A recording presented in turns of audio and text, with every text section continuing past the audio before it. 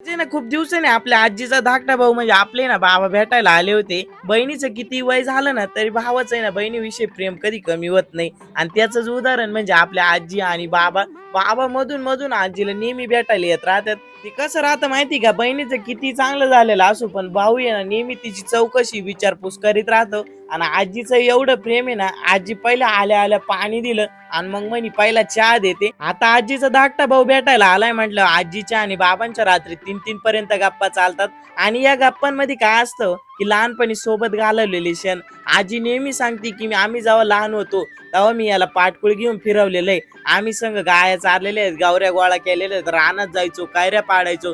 आम्हा दोघांना ना एकमेकाचा एवढा लळा होता ना, विषयच नाही डायरेक्ट. आणि आजी म्हणे माझं जेव्हा लग्न झालं तेव्हा हा मायाबरोबर सासरी आला आणि महिनाभर राहिला होता आणि जायचं नावच घेत नव्हता. खरं तर आहे ना, या जुन्या माणसाला वेळ, पैसा, पाणी, स्वार्थ हे काही माहित नव्हतं.